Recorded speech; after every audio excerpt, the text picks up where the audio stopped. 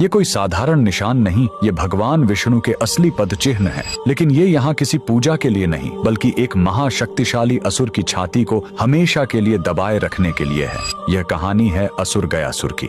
लेकिन रुकिए, वह कोई पापी या दुष्ट राक्षस नहीं, बल्कि भगवान विष्णु का इतना बड़ा भक्त था कि उसने कठोर तपस्या करके भगवान ब्रह्मा से वरदान पा लिया। वरदान था, जो भी मुझे देख लेगा या छू लेगा उसे सीधे मोक्ष मिल जाएगा। यह वरदान इतना शक्तिशाली था कि हर पापी भी सीधे मोक्ष पाने लगा। स्वर्ग नर्क खाली हो गए और यमराज का काम ही बंद हो गया। जब प्रकृति का संतुलन बिगड़ा तो देवताओं ने एक दिव्य छल किया। उन्होंने गयासुर से उसकी पवित्र देह पर यज्ञ करने की अनुमति मांगी। जैसे ही गयासुर लेटा, वह हिलने लगा। तब ब्रह्मा जी ने मृत्यु के देवता यमराज को आदेश दिया कि वो अपने लोक से एक विशाल धर्मशिला लेकर आएं और गयासुर की देह पर रख दें। लेकिन गयासुर फिर भी हिलता रहा।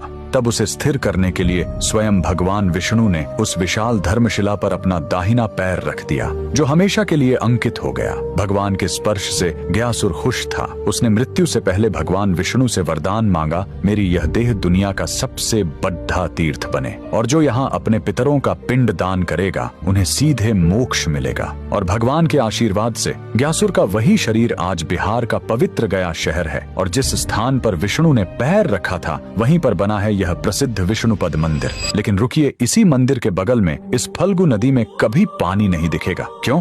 कहते हैं, जब भगवान राम और लक्ष्मण अपने पिता के पिंड दान की सामग्री लेने गए थे, तब राजा दशरथ की आत्मा स्वयं प्रकट हो गई और उन्होंने माता सीता से ही पिंड दान मांग लिया। तब सीता जी ने फल्गु नदी की रेत से ही पिंड बनाए। उनके हाथों में रेत भी अन्न के पिंड के बराबर हो गए, और फल्गु नदी एक गाय और एक ब्राह्मण को गवाह बनाया। लेकिन जब राम जी लौटे तो उन्हें इस बात पर विश्वास नहीं हुआ कि बिना सामग्री के पिंड दान कैसे हो सकता है, और राम के अविश्वास को देखकर तीनों गवाह डर गए और झूठ बोल गए। तब क्रोधित होकर सीता जी ने तीनों को श्राप दे दिया, और फल्गु नदी को श्राप मिला कि तुम हमेशा सतह के नीचे ही बहोगी। कमेंट में जय श्री विष्णु जरूर लिखें।